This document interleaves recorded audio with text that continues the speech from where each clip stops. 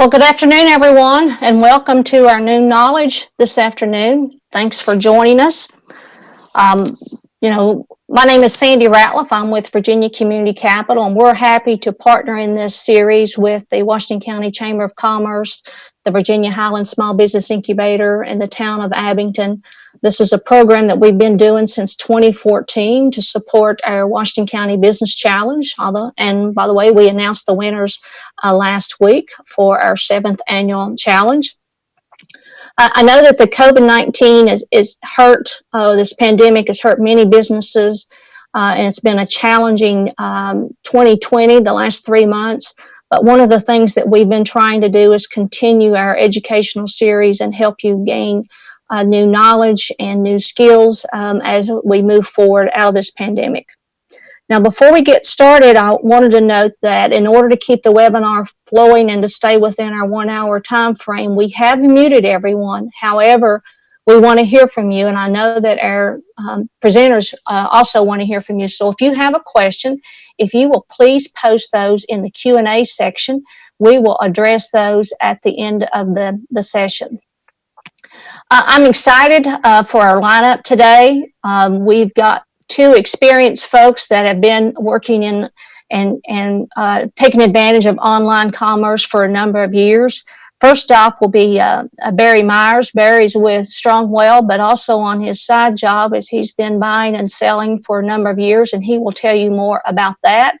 And then joining Barry today is Sheila Rohr. Sheila owns the UPS store in Abington, but also has buys and sells on the side. So both of these individuals have experience in online sales, and we are delighted to have them join us. So again, if you have questions, if you'll please post those in the Q&A section, we will definitely get to those. But Barry, I will turn the screen over to you.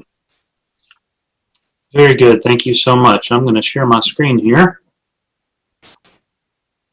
And I'm hopeful that everybody is now able to see Why Go Online. Is everyone able to see my screen okay? Yes, it looks good. Perfect. Thank you, Sandy. So the obvious first question is why go online? And I'll talk more about why I chose to do it and what I do with it in a bit. But the really obvious answer is that, well, you're here-ish, and your customers can be here. I mean, there's really no limit to the customers you can serve geographically, and lately especially we've looked at things a lot differently in trying to serve our customers. If you're already in business, and if you've considered getting in business, you realize how important it is to be able to reach them when you can't physically go and shake a hand and show someone an object and say, hey, here's what I have, here are the wares that I'm offering, would you like to buy them? So I first gave this presentation, and I actually did it remotely. I was in Kentucky on business, and Sandy asked me to speak to a group for this kind of a series. And so I've already done this presentation online, but that was pre all this mess world. And I don't want to focus on this mess, but I do want to focus on what you can accomplish online. And let's talk about that a little more here. So this is numbers that I just pulled last week, and U.S. retail e-commerce sales for the first quarter of 2020, so that's January, February, March, were about $160 billion. And of those, e-commerce, and of all of that number, 1.36 trillion was the overall retail sales. So I'm really good at math, and I can do a division. And that division problem told me that almost 12% of all selling was done online. Now, if you look at that number second quarter, I suspect it's going to be a lot higher. Think about that. 12% of all business. And if you think about what you're buying right now, think about how much of it you're doing online. So Sandy initially asked me to focus in my initial presentation back in November on 3 of the big platforms, and I'm going to do that again here. But I want you to understand that the process is much the same. The basics are much the same. It's just trying to get the right vibe, the right feeling for what you're trying to sell and where you're trying to sell it. So let's move ahead. The first thing you need to understand that the basics are really just that. And that's all we're going to cover today, but I want to prompt Q&A. Okay, so that's the point. We're going to talk so that you can ask the right questions, and hopefully between Sheila and myself, we can give you some guidance. First thing to remember is online business is still business. My wife and I have been doing online business for about 10 years now. We started in 2010 with her little blog, which has now grown to where it's twice the size of my day job with Strongwell. And I am the corporate marketing director for Strongwell. If you're not familiar with us, we're based in Bristol with a plant in Abingdon, and we're an industrial manufacturer. My day job helps me a lot with my other stuff and vice versa. Online business is still business. You're still conducting business. The second thing to remember is that the platform matters, but you need to let your products and the community and the vibe that you have decide which platform that you go with. And we'll talk more about that in a moment. The third thing to remember, you're rarely going to win on price. There's always going to be somebody who will sell it cheaper than you, with very few exceptions. If you think about that, think about all these international suppliers. A lot of times they're coming from an AliExpress or another international Chinese primarily driven source that if you're just trying to sell widgets, then chances are somebody's willing to sell it at a lower price than you. So don't just look at price and say, oh, I can sell that. Differentiation then is the key. You're trying to win because you're different for some other reason. Now, maybe it is price. Maybe that's a way you win. But whether you're buying and selling something that you hand make or something that you manufacture or something that you resell or heck, something you find in your basement, you need to differentiate in some way because you're truly in a global market. Anyone and everyone who possibly has that other thing that you're trying to sell the same thing that you've got, you're not normally going to be able to beat them just because you have it and nobody else does, because somebody else probably does. Remember shipping costs, and Sheila's going to talk a lot about this. They're only getting higher. There is just a lot of pain associated with trying to figure out shipping, and Amazon has ruined us all. We expect Amazon to be the norm for everybody else when 2-day free shipping is not free shipping for the people who are selling, and it's not 2-day for the people who are selling. There's a lot of challenge there. I'll leave most of that talk to Sheila. So keep things simple and take one step at a time. That is the really big takeaway here. These bullet points are important, but they really are just the basics. So let's talk about what this looks like if we're keeping it simple. You sign up for an account somewhere, and that could be a platform that you host yourself, like on maybe you have a WordPress site and you add a WooCommerce plugin to try to sell on your own. Maybe you go to an eBay, an Amazon, an Etsy, whatever, a platform that's already out there, and you decide to add your wares to it. You sign up for an account.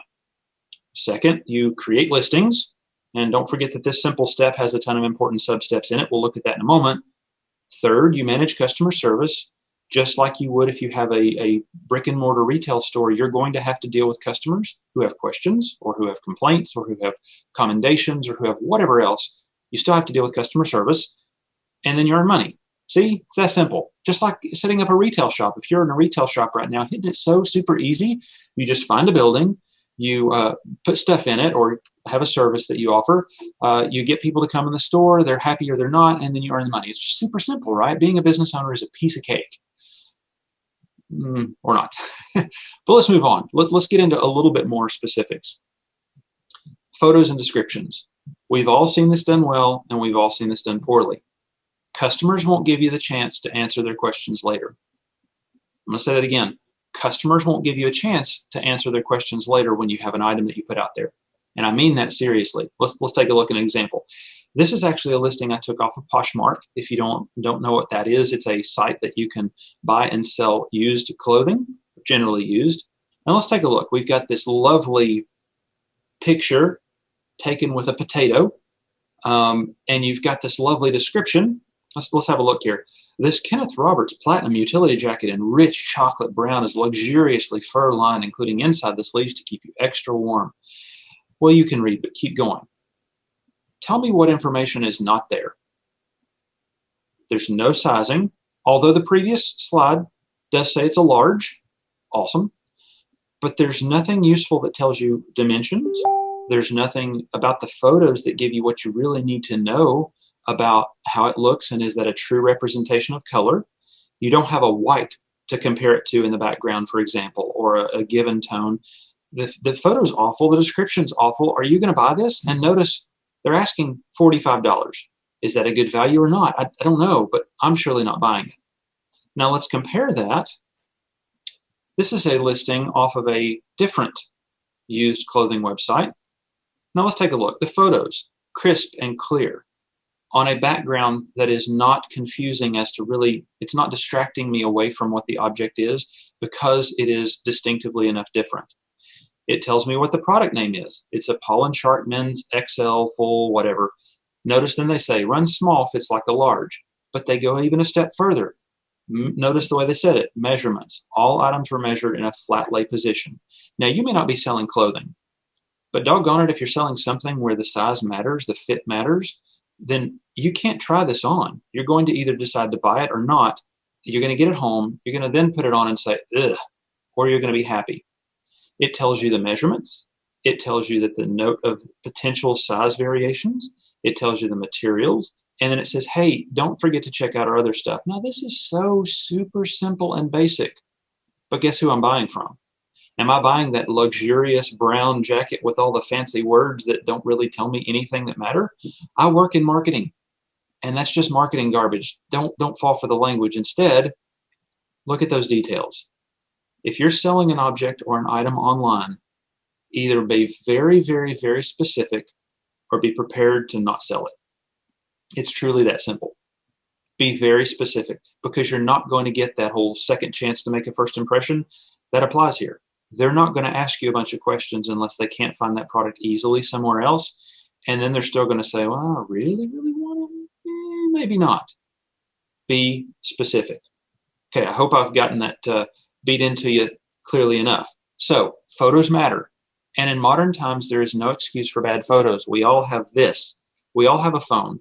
And no phone out there that I'm aware of that in modern times can take a bad photo. It's usually user error, or it's time to upgrade your phone, or just buy a camera. There's no excuse for bad photos. Second, descriptions matter. Too much is not too much. If you think about when you're trying to make a purchase, if you give really good information in your headings and then give a lot of detail in your subheadings and then copy and paste into other listings that you may do, be very diligent with this. Don't skimp because too much is not too much. And then third, think about what questions you're going to ask and answer them in advance with the photos and descriptions you give. I have been looking a lot recently on various websites trying to buy stuff because for a while stores were closed and then stores were open again. But do I really want to go in that store? Do I want to be exposed to the people? Do I want to be exposed to the regiment of standing away from everybody and going a certain way down an aisle and all the stuff? The answer is no. So I've been spending a lot of time online buying stuff as a customer, and people have been buying more from me online. And so what questions would I want to ask about a product? Answer them. Don't wait for your customer to ask them. And if you do happen to get the question, update your listing with the answer. Be sure to make sure every question is answered. Again, I can't overemphasize this because it doesn't matter the platform. It doesn't matter your approach. It doesn't matter what you're selling. You need to get this out of the way. And that's true whether you're offering a service or a product. Now, photos are a little different. I get it. But you need to be thinking about whether it's a service or a product, very specifically outlining what it covers, what they're expecting to receive, set the expectations clearly, and then move on. So let's move on a little bit. I know Q&A is going to sort of be toward the end. So please, if you have questions, throw them in the Q&A, and that way we can be sure to address them toward the end. I also know I'm moving fairly quickly. So this, I hope, it is being recorded. I can see that. So hopefully that's going to be shared so you can jump back if you need to be looking at something again. So let's talk about platforms. If you think about platforms, then there are, again, a bunch of ways to get this done. I'm talking about 3 because everybody pretty much knows what they are and how they work, at least on a basic level. So let's start off with eBay. When I say eBay, all of you are probably thinking, what am I going to do on eBay? Well, personally, if I think about eBay, I think about stuff out of my basement that I don't want anymore. I think about mass quantities of a widget that I would just sell as, batteries. I buy batteries, watch batteries, and that kind of stuff off of eBay all the time. I think about all that kind of stuff, collectibles, all those kinds of things. But let's jump in a little bit more. eBay's been around a while. eBay's been around since 1995. I joined up as a seller on eBay in 1998 and have sold, I don't even know how many thousands of things on eBay. Thousands and thousands. There are 182 million registered buyers. So your options for selling something are very large. You got plenty of potential customers, and there are 1.3 billion, and of course that varies widely, number of active listings. So you've got a lot of people that are potentially buying a lot of potential stuff. Is there anybody on here who hasn't bought from eBay? I suspect not. Everybody, when you think, oh, I know what eBay is, if you haven't, then go to ebay.com, and I promise you're going to spend some time looking around, because, oh my goodness, you can find everything from baseball cards that you had when you were a kid all the way up to modern technology items, or heck, you can buy a car or a jet, or take your pick. It's all there. So let's jump a little bit further and say, okay, if I'm going to sell there, what are my options? Well, you can set up a personal account, and I've noticed there that it's free, and it's sort of just for selling extra stuff, and it's a traditional eBay account. If I'm going to buy, then I set up a personal account, but I can sell also. You can also set up a business account that's also free if you're selling as a business, but you may not want a storefront, and there's slight differences. I won't get into the details, but those are a couple different variations. Or you can set up an eBay store, and there are fees associated with that per month. Normally, they're as low as $5, although they normally start around $20 a month and go up to $3,000 a month just for the fees to have an eBay store. But you get a lot of perks, and I've got them as bullet points there. It's not just the same thing as a personal or a business account. It's I really am going to sell on eBay as my platform. Now, nothing wrong with there, or with the choice you make, but you do have to understand what you're going to earn as well. With eBay, you have to pay an insertion or a listing fee. You have to pay a final value fee, and you also have to pay a payment processing fee. The type of account that you have dictates what you pay. The number of items that you sell and what category they go in dictates what you pay. So you got to do a little research here and sort of think about what you might sell. I won't get into the details beyond all this is being recorded, all this is going to be made available to you. If you think about eBay, recognize that you do have costs associated with selling. Your cost of goods sold can be a pretty big chunk. On average, it's 10 to 25% of what you sell on eBay is going to be paid in fees. And it's that simple. Plus you have shipping, of course. All right. You have categories, as I mentioned, and it varies by category. Again, I've put this in here as a reference for you, so you'll have it for later on. Okay? There are some limitations. As I mentioned, fees can be fairly high. And although most of the buyers on the US, most of your large sellers are not. So pricing becomes a consideration, and shipping speed and price becomes a differentiator here. If you're trying to make a ton of money, maybe eBay isn't for you unless you truly have something unique or difficult to find elsewhere. The reputation of eBay, as we probably all have in the backs of our minds, is for bargains. Use random stuff out of the garage or inexpensive items unless it's rare or collectible. So is that platform right for you? I don't know, but it's an option. Let's move on to Etsy. Etsy's a platform that hadn't been around nearly as long. It's been around since 2005, and I've been selling on Etsy since about 2007. There's 39.5 roughly million buyers and about 60 million listings. So it's a much smaller platform, but Etsy was founded specifically for the purpose of buying and selling homemade DIY items, craft fair kind of items. Now it has expanded the past couple of years, in the past few years, I guess, it has expanded to where you can also sell craft supplies. And that's sort of cheapened the platform a bit, but it still is a viable platform to sell things. I love woodworking. I love to make sawdust in my shop, and occasionally I turn a pin or I make a gadget or a thing in my wood shop. I sell it on Etsy. That's the purpose of Etsy for me. And that's pretty common. It's things that are homemade, things that are made at home or in a shop or by a small business that are sold. And that's the purpose primarily. You can be an Etsy shop owner. Standard is free. That's what I generally have. It doesn't cost anything. That's what you're going to sign up for if you're buying on Etsy. You also can set up a Plus account, which is $10 a month, and that gives you a few perks, sort of like the eBay. You can grow to where you get a few more benefits. There's also a premium account that has been talked about a lot. When I gave this presentation in November, it was just on the cusp of happening, but it has been put on hold indefinitely because for whatever reason, there's been a lot of pushback. So Etsy, you have a lot fewer options. It's a lot more simple. But what do you earn? Just like the other eBay platform that we've talked about, and any other platform, you're going to have cost of goods sold. You're going to pay a listing fee. Every time you list an item, it's 20 cents. Not too bad, depending on what you're listing.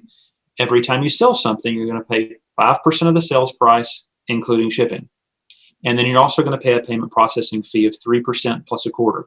So you're going to have similar to a merchant rate on your credit cards, You're going to have all those things. So if you add that up, it can be significant. I mean, if you think about it, you're at over 8% just in your final value and your payment processing fee. So generally on Etsy, I end up bargaining about 10%, budgeting about 10%, excuse me, of what I sell to cover my basic costs, and then I add in the shipping. I do try to ship a lot of items on Etsy for free because that is something that has become expected there, but I'm generally shipping small items that I can ship first class USPS package, so it's $5 or less for me to ship it. So I just pad that into my price and move on. So what are some limitations? Well, there are some limitations as to what you can sell. As I mentioned before, you can only sell handmade items made by you or a member of your team, as Etsy defines it. Craft supplies or vintage items. Now, vintage items is another one of those categories that Etsy has gotten some flack over because, well, what does that mean? Well, Etsy defines it as something that is 20 or more years old. Great. It's basically an online craft fair. If you think about going to a craft fair or a really high-end flea market, if you're in Abingdon, if you think of Mistletoe Market, then you're sort of thinking in the right vein, and you can understand what you're going to sell and what is going to be for sale out there. Lots of casual shoppers. People come to Etsy all the time, including myself, to get ideas of things I could make. There's a lot of potential as well for negotiation and bargaining. It's very common if I'm going to buy 10 or 20 of an item, I'll reach out to the seller and say, hey, if I'm going to buy 20 of these, how much better can you do on the price? Again, just like a craft fair. There's often also questions about customization and or personalization. I got an Etsy order this morning for a lady who wanted a particular item, and it's a small little essential oil holder made out of wood. I'm making it. She wanted made out of oak. She wanted to have a particular word imprinted on the side of them, and she wanted 3 of them. I didn't have that in my standard listings, but I do sell essential oil little wooden racks. So she messaged me. We agreed on the details, a few messages back and forth. I gave her a custom order price. She has made the purchase, and so now I have to get to work. I have those things to make, and I've given her a timeline in which to make them. So you do have some options there that you don't have with eBay, but understand it is sort of like a craft fair. I know I'm going fast, but let's move on to Amazon. Amazon, if you haven't heard anything about Amazon or bought anything on Amazon, come out from under a rock. I mean, everybody has dealt with Amazon. Love them or hate them, they are the force. Now, Walmart.com, I was reading an article yesterday that Walmart.com is really starting to grow. Look out, Amazon was the subject of the article, but guess what? Amazon has become massive. It's been around since 1994, and if you remember back that long, what did they sell? Books. The first time I ever heard of Amazon, people were saying, oh, it's a place where you can go buy books. And then when I was in college, it was, oh, guess what? They have a place where you can buy textbooks. Oh, guess what? You can buy this thing called a Kindle and buy books that are digital. How weird is that? And then guess what? Now, what can't you buy on Amazon? Well, some stuff you would buy on Amazon on Etsy, and some stuff that you might buy on eBay. But pretty much everything. There's 197 million visitors per month to Amazon, and that grew actually. This is a number from early 2020. Half basically of all e-commerce traffic is going to Amazon. It's insane. There's over 350 million products for purchase. And again, that varies quite a bit, but it grows, and as of late, it has grown a lot. So what does that mean? You can buy and sell pretty much anything, but there's a lot of competition, and there's a lot of potential buyers. Think about that. It's a big platform. You've got a few different options as a selling account here as well, though. You can have an individual account, which means it's free, and it's for very low volume sellers. So Amazon calls that less than 40 items per month. I don't sell a lot on Amazon. I've been selling on Amazon for probably the past 5 or 6 years just because I could resell some books that I didn't want and just because I can resell a few small items. But realistically, Amazon is not the place for me. A few different reasons. We'll get in that in a minute, actually. Well, you also have a professional account. It's about $40 a month, and it's for higher volume sellers. And basically your perk there is you get more categories. As an individual seller, I don't get to sell every potential thing I might want to sell on Amazon that's available. I'm pretty limited to what I can offer versus what I cannot. However, there's some downsides here. What do you earn? Well, there's a 99-cent per item listing fee if you have an individual account like me. There's a referral fee of a percentage of the selling price, but notice it's 3 to 96%. Literally, Amazon may claim 96% of what you sold if that you sell in a certain category. Then there's shipping fees. And then there's variable closing fees. And I put that in quotes because, oh my goodness, there's lots of fine print to review and a link there that I'll let you jump into if you need some nighttime reading to go to sleep. The point is, it's really expensive, and there are some limitations. The high seller fees make it a really attractive market for Amazon, but everybody else is there, so why aren't you? That's the question that often comes up. Why do I not want to sell on Amazon? Oh my goodness, everybody else is on Amazon. There's a lot of limitations there. It's also extremely price competitive. If you don't already know this, you can get browser plugins like Honey or others that will automatically find the lowest price of something on sale on Amazon. And if you're not it, you're probably not selling it. You also have Prime shipping, which is a two-edged sword. It's great because everybody expects to get the free 2-day shipping. It's terrible because you as the seller have to pay for 2-day shipping. And then there's also a history of volatility. Amazon will never just say, hey, in 6 months, we're going to change something that won't be to your advantage. You'll get an email, and then guess what? Pretty much immediately, something's changed. And if you want to be on that boat, you have to agree to the fees. I know I'm sort of talking down about Amazon, but there's a lot of problems with selling on Amazon if that you don't want to just play their game. Last thing I'll say, because I know my time is up. This is a massive talk that we could spend days on. You need to understand, and the reason I laid out the slides the way I did, is that every single one of the platforms that you could potentially sell on have their pros and cons. Every single one of them, if you do a Google search on how to sell on such and such, you're going to find good content. Research. Understand what you're trying to sell. Think about as a potential buyer what kind of vibe that might put off. Again, if I'm selling craft fair-like items, Etsy is an obvious choice. Move on to those kinds of platforms. Learn a lot about them. Know their limitations. Plug your cost of goods sold and the fees and all that good stuff into your selling price, and then be ready to get on the platform. So I hope that's helpful. And I know I went quickly, but those are some of the key takeaways. And I'm going to stop my screen share and hand it back over to Sandy.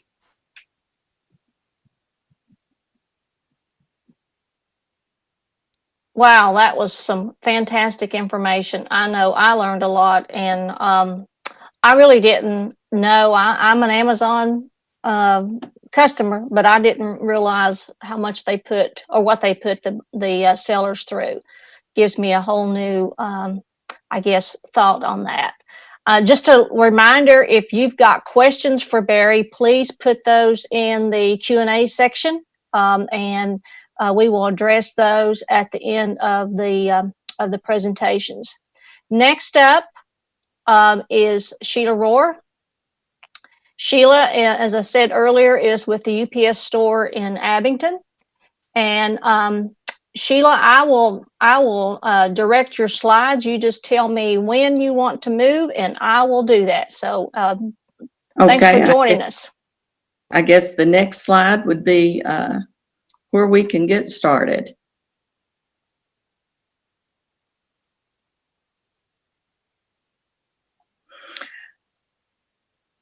Shipping is a big part of selling online.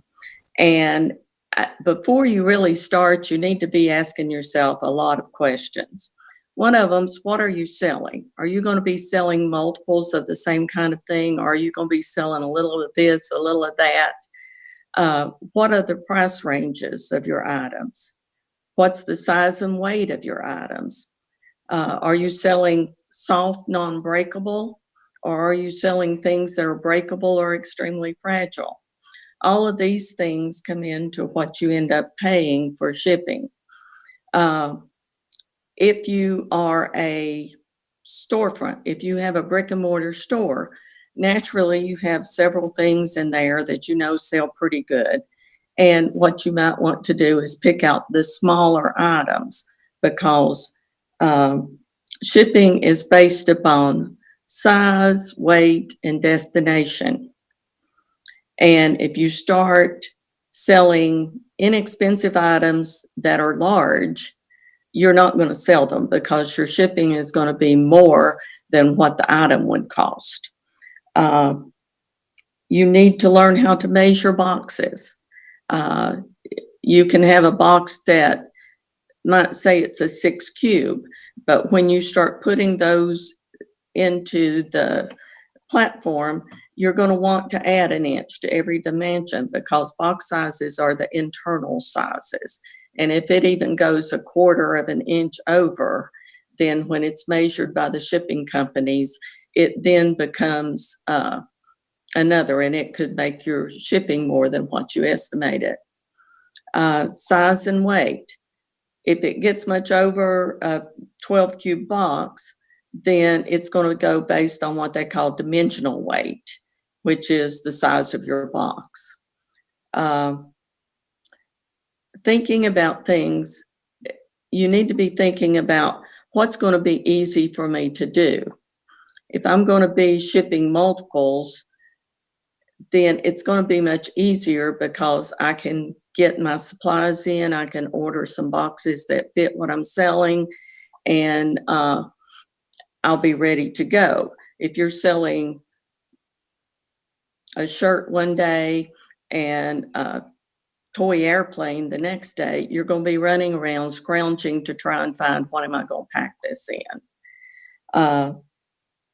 The benefits of having multiples, again, is it's very easy. You can, you know what you're going to be doing. You're not trying to figure size and weight every single time. Also, when you get into high value, which is high value is considered to be $1,000 or more, but if something is over $100, you get into determining whether or not to put additional declared value or insurance on the items. And the other thing we ran into at the store this year is that there's a thing called hazardous materials. And we ran into this with everybody wanting to ship hand sanitizer to people across the country. And it clearly says on a bottle of hand sanitizer, it's flammable. That makes it a hazardous material. You have to have a license to be able to ship it. So when you're considering what you're going to ship, make sure you're reading the labels and you are researching the various shipping sites to see what might not be able to ship. Okay, next slide.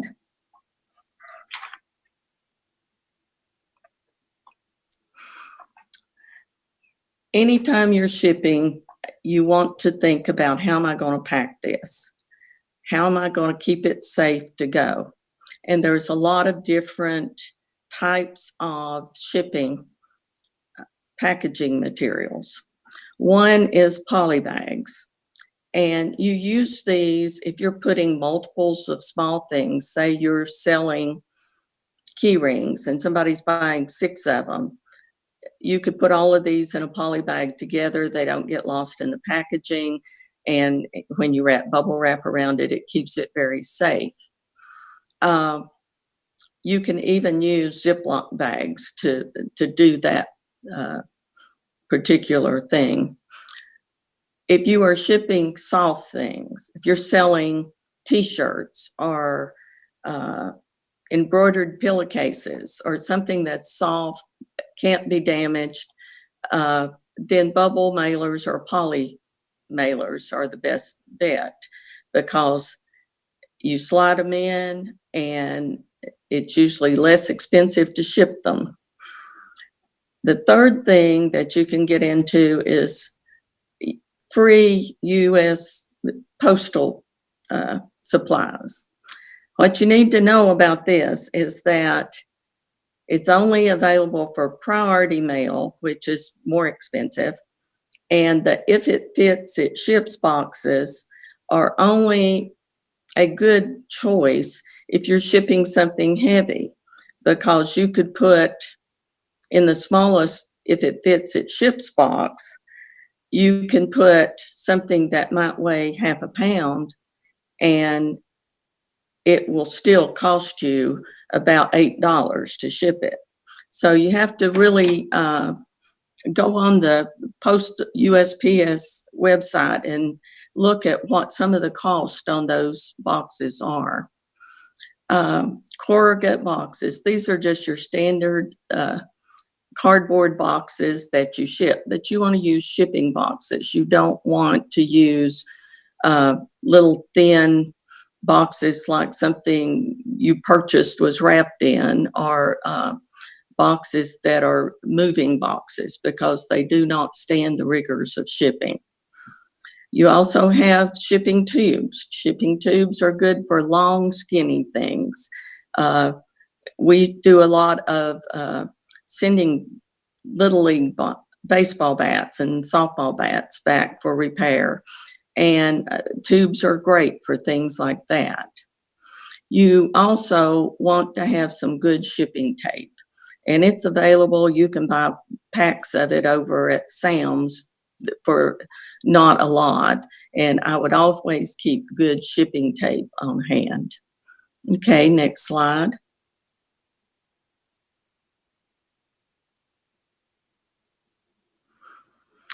You also need to think about what materials are you going to put in these boxes that's going to protect your items.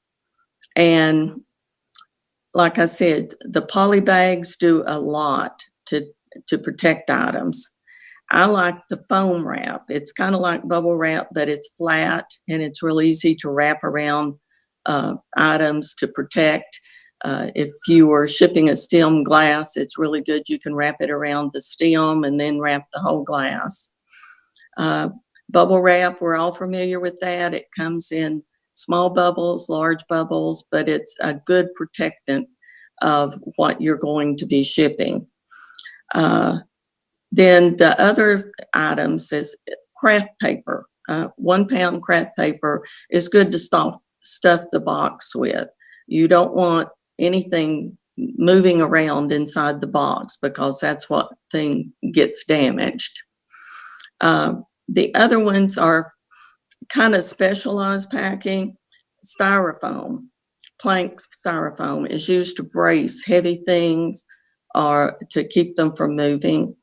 And I added styrofoam peanuts, but those are being so phased out, and they're getting very expensive because they're petroleum based, but they're also used as what we call fill, is what you put around to make sure that stuff's not moving around. You never want to pack items with newspaper or tissue paper, because if they did get damaged, they will not pay a claim on things like that. Okay, next item.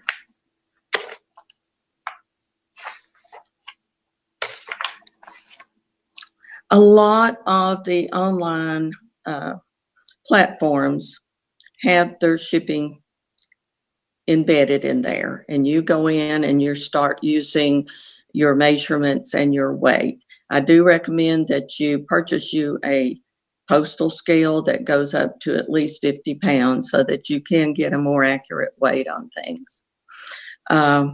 And I'm most familiar with eBay because we sell a little of this, a little of that through antiques and just collectible kind of things. And the first one I go to is postal, just because it's usually the less expensive. Again, shipping can add a lot to your particular item if you're not paying real close attention, or if you're putting in the wrong dimensions. With postal, the least that you can get by with is if things are under a pound, you can do first class package.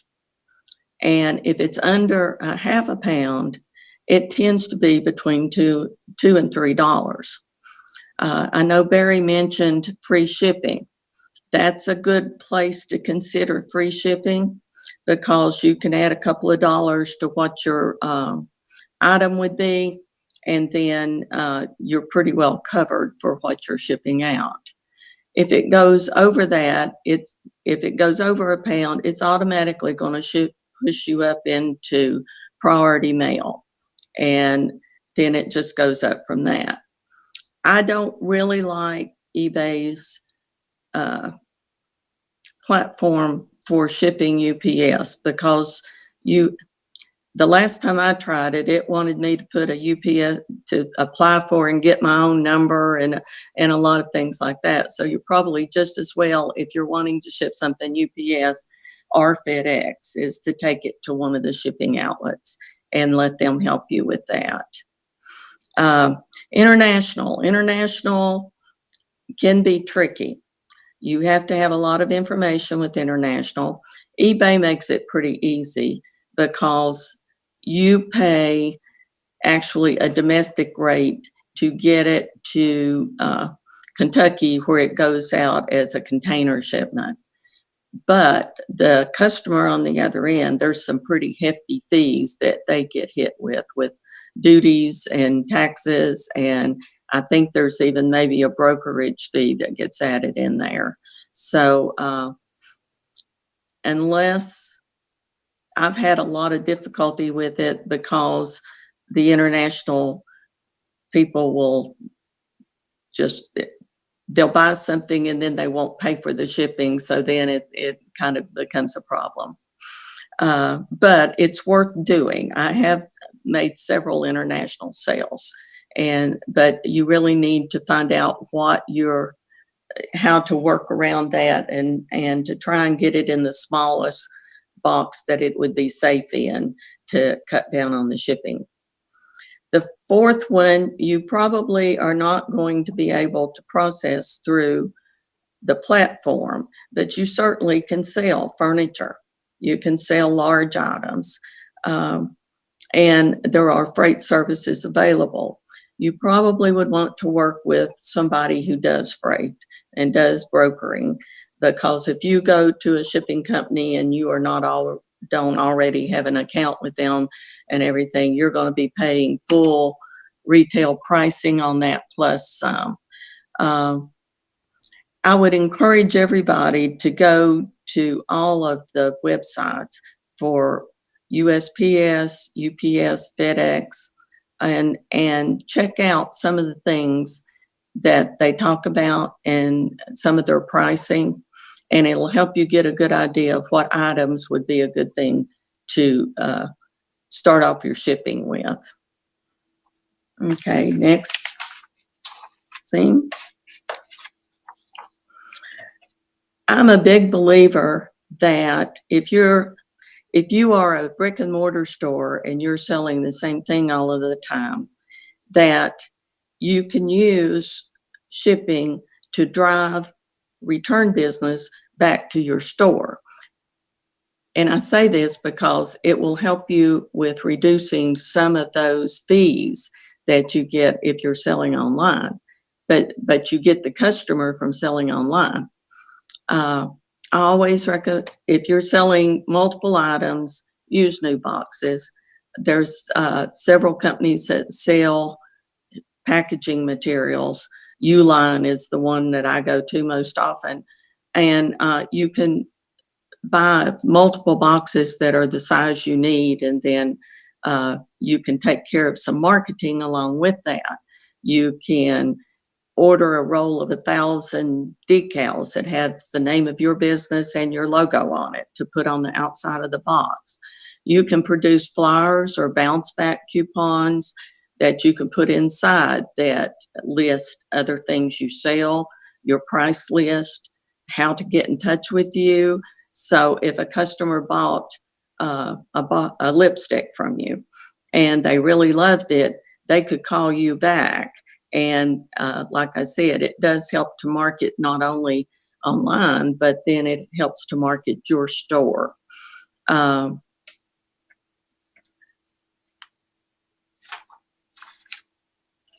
the final, next slide, is here's some best practices when you are shipping. Select items that are small and easy to ship for online.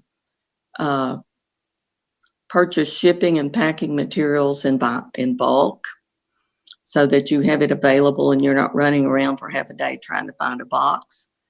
Invest in a good postal shipping scale. Check all of the shipping websites that determine if something you're selling would be considered to be hazardous material. Add a charge for packing and handling. I know several people that go on there and they don't do this. They don't. There's a place that you can add. I usually put $1 to $3 for packaging and handling. And add that needs to be in there for your shipping costs because you're paying for it. Offer free shipping on small things, but you need to add the shipping cost into what you're charging for your item. If you're selling something extremely expensive or extremely fragile, you would probably want to deal with one of the shipping stores to let them do that. And I say that because they are trained in how to package things like that. And if you have a damage on that, you really don't want them denying that because of insufficient packaging. And use online sales to drive customers to your store by including marketing information in the box. And final slide. These are some of the websites that you would probably want to go and look up and just become familiar with, and gives you some good idea. Uline, as I said, is a really good place for ordering shipping supplies if you're using the same size box and everything that you can then have online. And I do appreciate being with you this afternoon.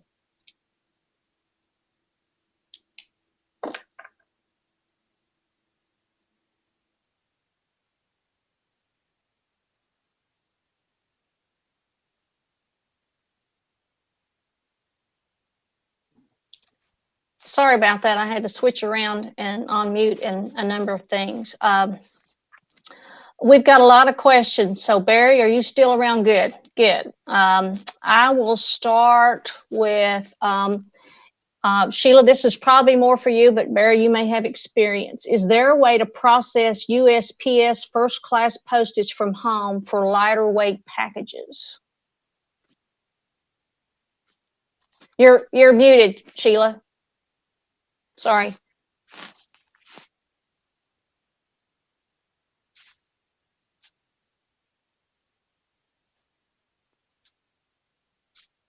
You're still now. There you go. Now speak. Could you repeat that? I'm sorry. Is there an easier way to process USPS first class postage from home for lighter weight packages? You can set up an account on the USPS website. There's also some other companies, and you may get some discounts with. I know there's an Indicia, they used to be stamps.com, that you can sign up for, and then you can actually process your shipping right there at home. You can print your label right there at home, stick it on, and just drop it in the post office. We probably ship 20 to 30 packages a day, some days from home that are first class. We bought a Zebra 4x6 label printer, although there are others. Great investment if you're going to do that. And we use PayPal shipping. You get all the commercial discounts, and you can ship priority or first class or whatever. It is primarily for USPS, although FedEx and UPS are available, one of the two. And then there's also Pirate Ship. I have not used that one personally, but it is a highly recommended tool that a lot of our friends that are in similar businesses as us use. To Sheila's point, there's all kinds of options out there. I have also gone through the USPS website and set up an account there. They have you download a software, and it works pretty well for bulk shipping of the same weight. But I really keep going back to PayPal. If you have a PayPal account, it's my preference. Just pick one you like and stick with it. But yes, the answer is yes, you can absolutely do that. Great. Okay, how do we set up the UPS account for PayPal? We charge our buyers shipping and want to use PayPal instead of a credit card at the UPS store. Is that a possibility?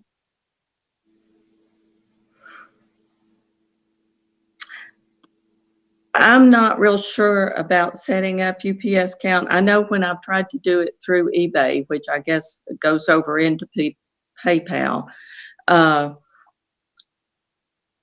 they almost want you to go to UPS and set you up an account, and then you plug in your account number when you go to that option. Okay.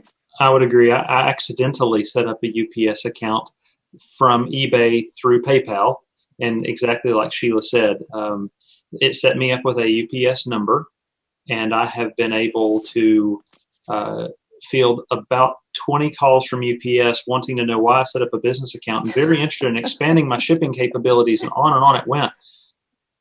Oh my goodness. I'm no help, but yes, it is possible, and Sheila's right. eBay to PayPal, it is possible, but you'll probably get some calls from UPS. Okay. And they probably will charge you things like billing cost, and I haven't used it myself, but I know for someone, I always tell people, if you're not shipping, if they get their own account number, if you're not shipping over 10 packages a week, you're paying full retail cost on it.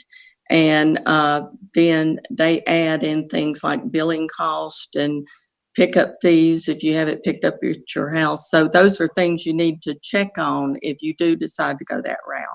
Excellent point, Sheila. Even if I do end up printing my own shipping, unless it's USPS, then I take it to a drop-off, because generally you are going to have to start paying some fees if you want to act like your house is a business and you don't ship a whole lot. Excellent thing to add. Another good question that is important to me, because I'm a chocoholic, are there any suggestions for protecting chocolate from melting? Small amount with other items. So if you're sending something out and you may have some dry goods, but you've also got chocolate, how can she package that to keep it from melting? And that's particularly bad during the summer. I know I order Virginia peanuts, and they won't ship their chocolate ones without giving you a hefty charge to it in the summer. But my suggestion is that you go ahead and freeze the chocolate. Put it in a plastic bag and freeze it. And then you send it by a more expedited method, because they are going through hubs that aren't air conditioned. They're in trucks that aren't air conditioned. So you would want to send it by probably a quicker method if it, say you were sending it that someplace it was going to be 3 or 4 days in transit. I would just eat the chocolate and only ship it in the winter. I'm no help at all. Yeah. And you really want to make sure you've got things like that in a plastic bag, just on the off chance that it does melt. Same thing with if you're shipping liquids of any kind. You want to make sure you've got them in some kind of a plastic bag when you're putting them in, because the tops come off, or there could get a leak in the bottle, and if there's other things in the box, it just destroys them. Okay, Barry, this may be more for you, but we'll see. Are there any other platform options, for example, Wix, Weebly, GoDaddy, that are good, that have good marketing advantages of larger platforms? That's a great question, and the answer is generally no, but here's why. Wix, Weebly, GoDaddy, the site builders that are sort of, hey, in one day you can have a professional looking website. With the exception of Shopify and, oh my goodness, I'm drawing a blank. There's one other, if it hits me, I'll let you know. Generally speaking, any of those that are quick and easy are generally not very good, and here's why. They try to oversimplify it to a degree that your site doesn't allow you to customize it the way you want it. It doesn't automatically integrate with a lot of the shipping platforms like Sheila's been talking about, so you've got to do that totally separately. And then you end up sort of frustrated and aggravated at the whole thing. Similarly, as I've talked about eBay, Etsy, and Amazon, I personally also have some sites that are just websites that I use WooCommerce, which is a plugin on. But if that website isn't already getting traffic, then you're not going to sell anything, because they have to come to your site and know that you're there. Whereas with an eBay, people are going to come to eBay all the time and search. Amazon, all the time in search. Etsy, all the time in search. So you've already got an immediate benefit. Now, if you already have an existing web presence, then people are visiting your website and purposefully coming, and you just say, hey, while you're here, why don't you buy some stuff? Then great, go for it. There are platforms and plugins that can add on to your existing website to make it e-commerce. My preference, and I've mentioned it a couple times, is WooCommerce, W-O-O Commerce. It's a free or premium plugin that's primarily available for WordPress-based websites. I've set that up on probably 25 or 30 different websites, and it works very well. It can be as complicated or as simple as you need it to be. And just the thing to remember is if you already have a website and people are coming, then those kinds of things are a good idea.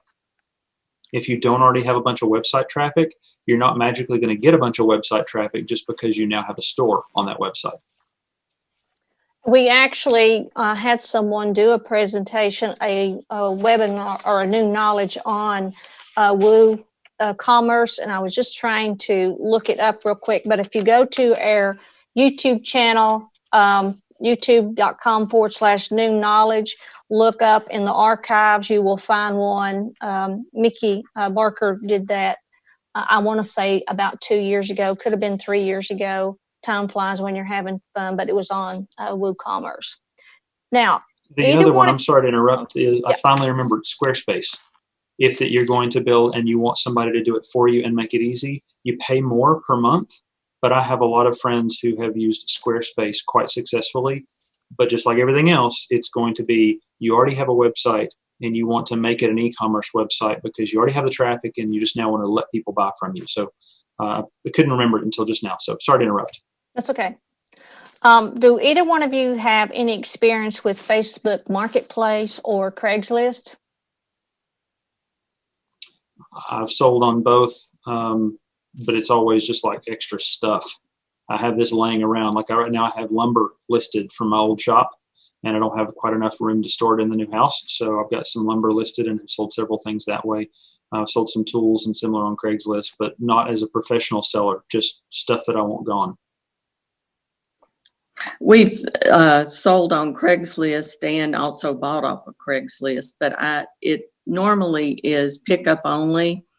I haven't seen any way that you can ship on Craigslist.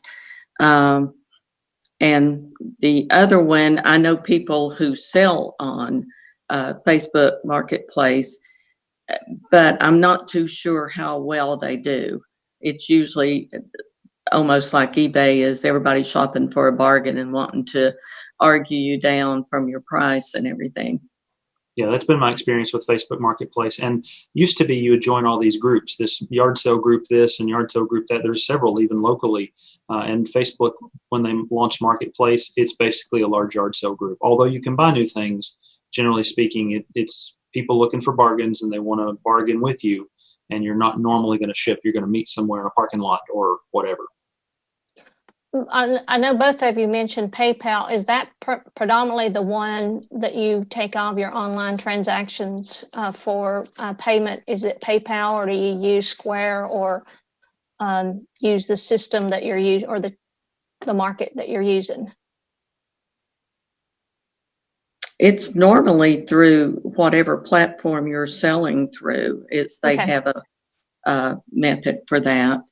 I know eBay is always PayPal, or it is for me. Yeah, Etsy has its own. eBay goes to PayPal. Amazon has its own. It just depends. But I actually, if I'm doing a transaction through Facebook Marketplace and they want to pay digitally, I will point them to PayPal because it's just so easy. There is a fee. It's a small percentage, like 2.9%, I think, plus a 30-cent transaction fee. Just pad that in. But PayPal is an easy way that most people are familiar with. You can send them an invoice and all that good stuff. So I use it quite a bit. And it's also safer because of selling online. Something you always have to keep in mind is there's a lot of fraud goes on with credit cards if you're accepting credit cards. And that's also true of international shipping. There's countries that I just hesitate to even ship to because of all of the fraud with stolen credit card numbers. Well, and right now there's a lot of countries you can't ship to from the U.S. because of the virus, which is even messier. But yes, you're right. I just wanted to point out that if people want a list of past new knowledge sessions, you can go to the Virginia Highlands Small Business Incubator and find those with a direct link to YouTube to find those. Kathy Lowe at the incubator suggested that. One other thing, and Sheila, we touched on that this morning before the session started, is regarding returns, especially for those that purchase from Amazon. How do you handle returns for both what you're selling, and then of course, Sheila, it might be good for people to understand exactly how Amazon returns happen for the UPS store. Oh, well, the UPS store is an Amazon return center, and mainly for what they call container management.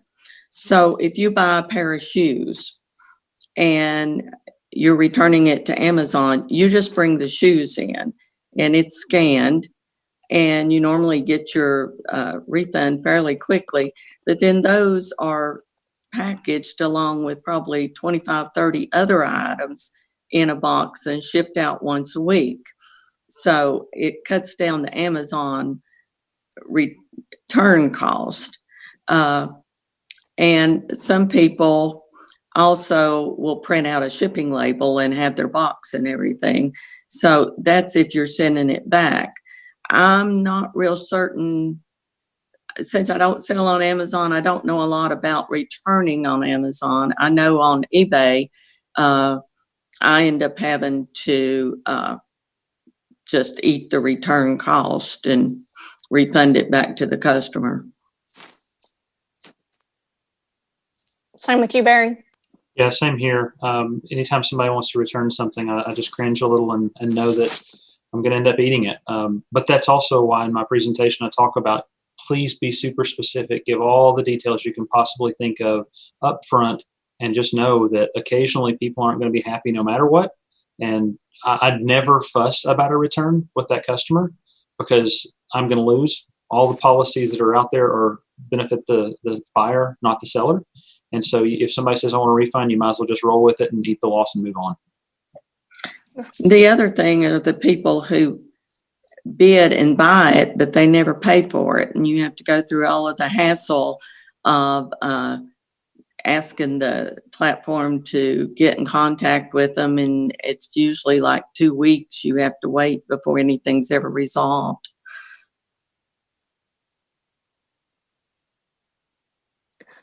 Someone just posted that some sellers on Amazon will not allow you to cancel or return an item. Buyer beware.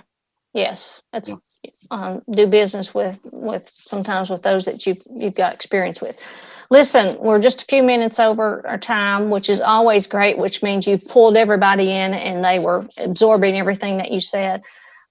Sheila, Barry, thanks so much for your time. I know that it takes time to develop a presentation and put the content, and we appreciate that. And most of all, I know our audience appreciates your experience and knowledge to share with them. So thank you so much for your time. And this will be posted, this webinar will be posted up on the Virginia Highlands Small Business Incubator's Facebook page, but it'll also be archived up on YouTube under the New Knowledge section in a few hours. So again, thank you. And we will be sharing the PowerPoint slides with our audience today. So thanks again. We do have a long list of webinars coming up, new knowledge sessions. So I encourage you to keep in contact with us.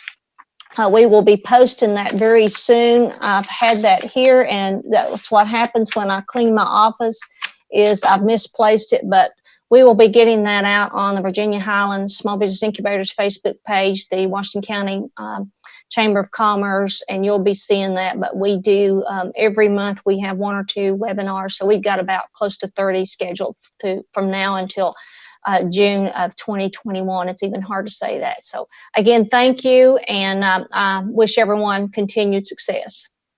Thanks. Thanks, Bye-bye. Sandy. Bye.